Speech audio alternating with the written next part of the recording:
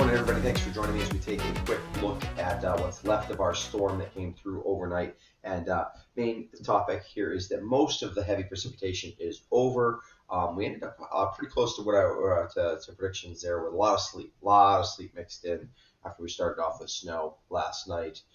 So let's take a look at what's going on here. First of all, on satellite imagery, you can see that the satellite, the forcing in the clouds, is mostly moved to our north. We do still have a little bit of precipitation left over. And then there's a lot of precipitation to our west. This is a huge system that really spans a long direction. We kind of have it split into two low pressure systems. This kind of the upper level and the main forcing, and the thing that's causing a massive blizzard over the upper Midwest, that's going to swing through overnight a little bit and will enhance the precipitation overnight again, but I don't think we'll have really much in the way of any additional accumulation. And we will have some light precipitation around for a lot of the day. It's very moist in this area of the atmosphere, and that will leave with us with some lingering light sleet and freezing rain. So travel will continue to be somewhat tricky. I don't think it'll be treacherous out there today, but it'll be tough this morning, and then it'll continue to be tricky throughout the day. As you can see here, we're kind of in our last bastion of heavier precipitation.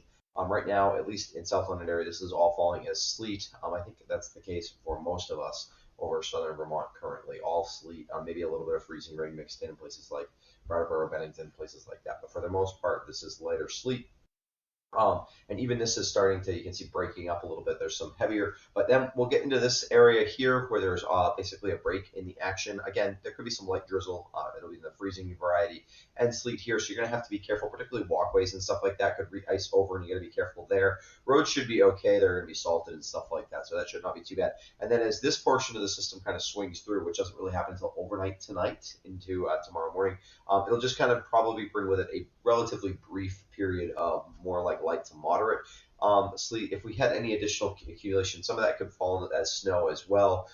If we were going to get any more accumulation, it would come out of that. But I think even that, we're talking maybe an inch at most, I think, for most areas. So if we look a little closer into home, you can really see that we've got a little bit of that heavier, few little bands left of heavier precipitation. We are kind of still continuing to kind of redevelop a little bit out to our west, but as this heads over the top of us, it mostly is not coming in any way that's going to accumulate, although it'll keep the roads slick, especially this morning.